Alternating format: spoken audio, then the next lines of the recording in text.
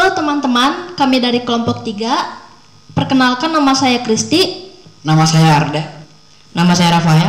Dan nama saya Helen. Di sini kami akan mempresentasikan kolaborasi 3 yang kami buat. Dimulai dari Ardel.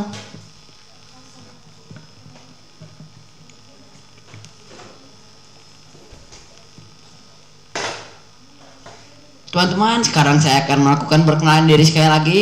Nama saya Ardel. Sekarang saya akan mempresentasikan kolaborasi ketiga saya.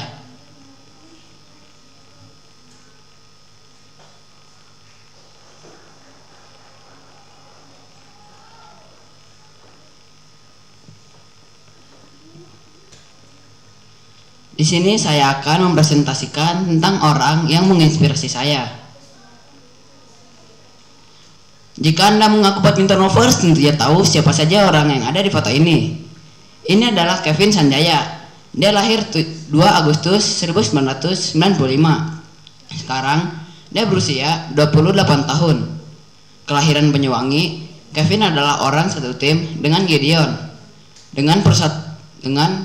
Bersamanya, Kevin menjadi salah satu pemain bulu tangkis Indonesia yang mahir dan terkenal.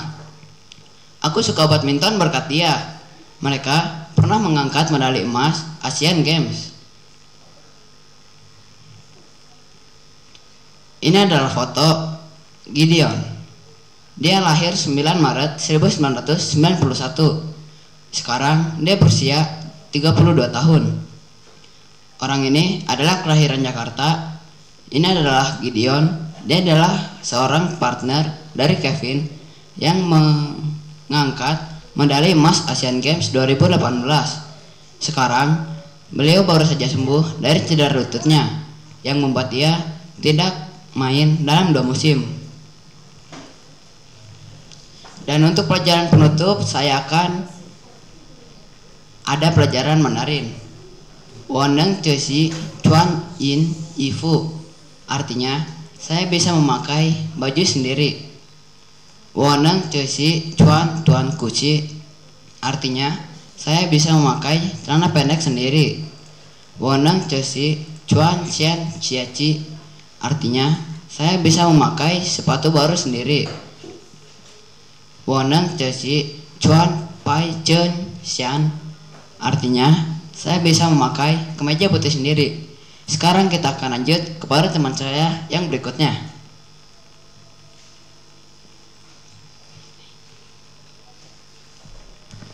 Wah, ternyata presentasi dari Ardel cukup menarik ya. Sekarang kita lanjut ke presentasi milik Rafael. Halo teman-teman, perkenalkan nama saya Rafael dan di sini saya ingin menceritakan orang yang telah menginspirasikan saya. Pertama-tama ialah Susi Susanti. Susi Susanti adalah legenda bulu tangkis. Adalah cerita inspiratif bagi banyak generasi. Dengan dedikasinya yang tak kenal telah dan bakat alaminya yang luar biasa. Ia berhasil meraih medali emas Olimpiade di Barcelona pada tahun 1992 dan menjadikannya Indonesia bangga akan prestasinya di kancah internasional. Keberhasilan Susi Susanti juga melampaui lapangan bulu tangkis dan juga menginspirasikan banyak orang untuk mengejar impian mereka dengan semangat dan kegigihan yang sama. Selanjutnya ialah Yosudarso. Yosudarso adalah seorang pahlawan nasional Indonesia yang gagah dan berani, mendedikasikan hidupnya untuk perjuangan kemerdekaan. Sebagai komandan Angkatan Laut pada masa Perang Kemerdekaan Indonesia, Yosudarso memimpin pasukan dengan tekad yang kuat melawan penjajah. Namanya akan selalu diingat dalam sejarah saat ia dan pasukannya berhasil merebut kembali beberapa wilayah penting di perairan Indonesia. Meskipun hidupnya singkat karena gugur dalam pertempuran, dedikasinya untuk kemerdekaan telah mengilhami generasi-generasi berikutnya untuk terus berjuang demi kemerdekaan dan keadilan.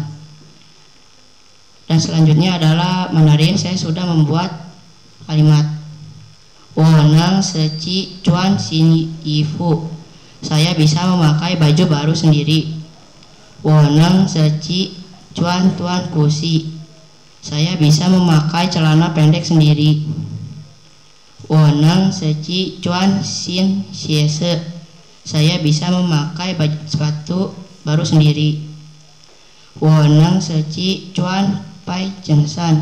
Saya bisa memakai kemeja putih sendiri. Dan untuk yang PJOK-nya saya sudah praktek dengan bola kecil dan bola besar. Dan TIK-nya saya mengetik di Canva.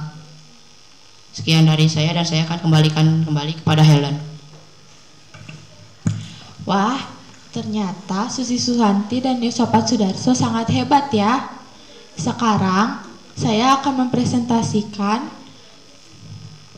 kolaborasi 3 yang telah saya buat.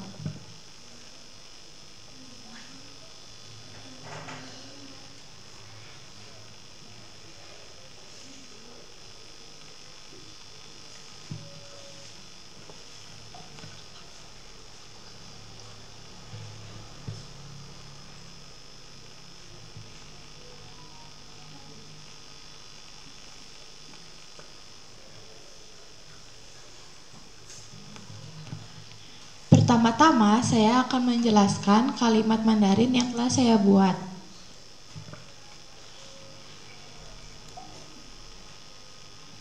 Woneng seci cuan ifu, artinya adalah saya bisa memakai baju sendiri. Mei mei puneng seci cuan siese, artinya adalah adik perempuan tidak bisa memakai sepatu sendiri. Mama pang mei mei cuan kuzi, artinya adalah mama membantu adik perempuan memakai celana. Keke pang titi cuan siese, artinya adalah kakak laki-laki membantu adik laki-laki memakai sepatu. Selanjutnya, untuk agama saya akan menjelaskan tokoh yang menginspirasiku.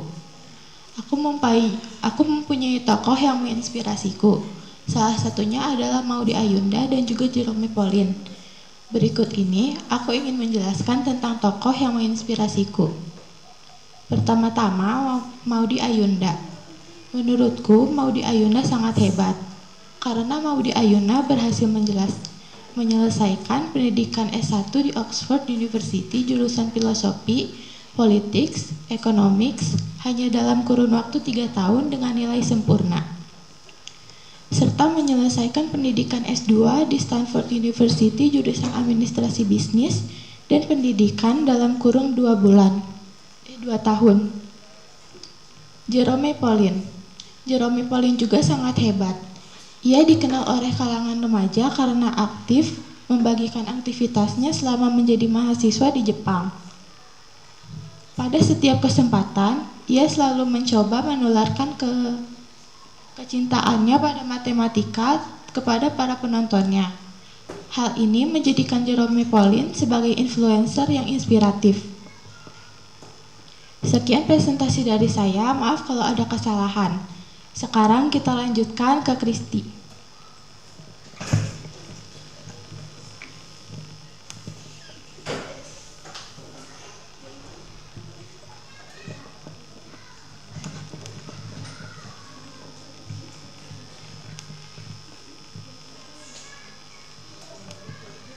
Halo teman-teman, saya Kristi. Saya akan mempresentasikan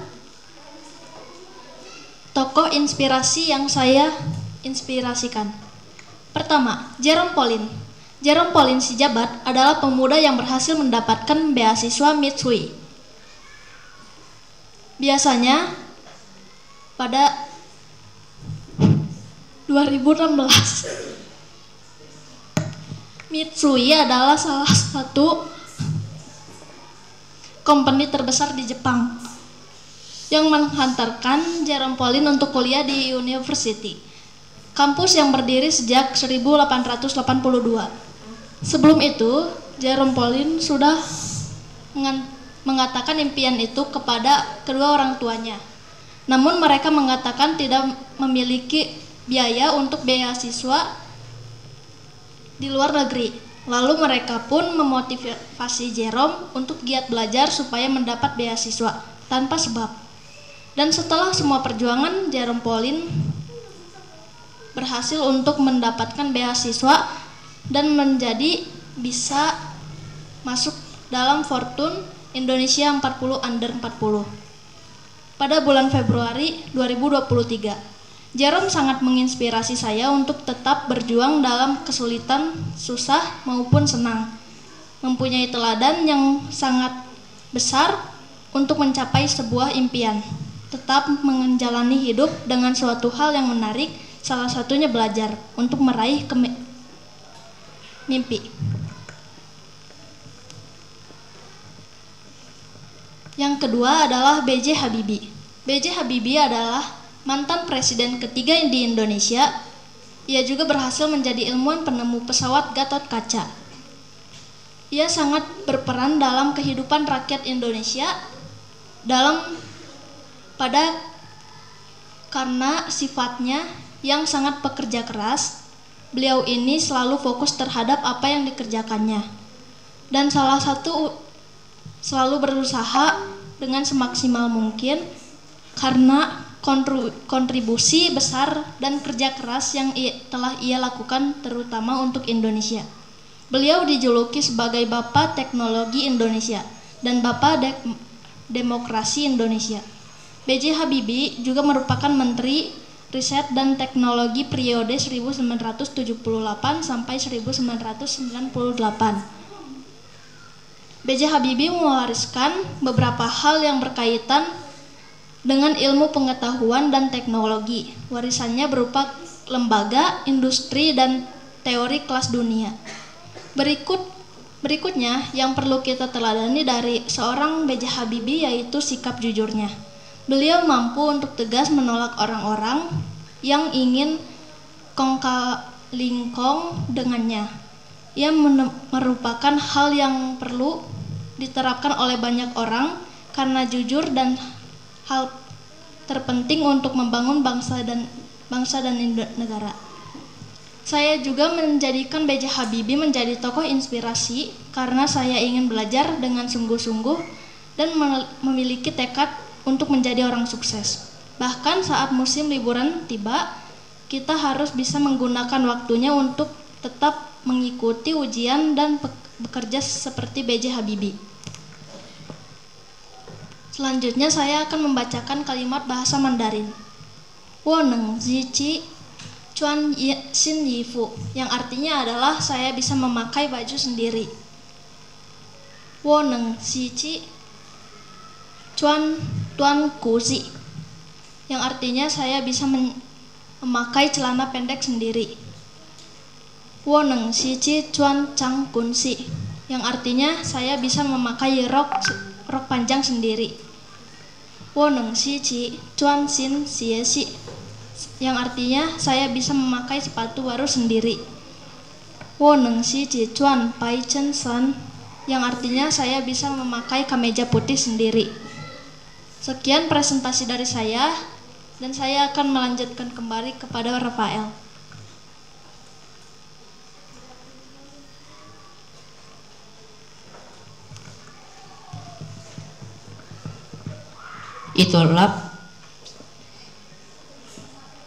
Itulah presentasi dari kami.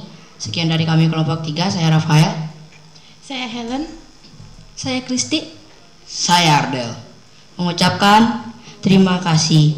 Dan kami akan melanjutkannya kepada kelompok 4.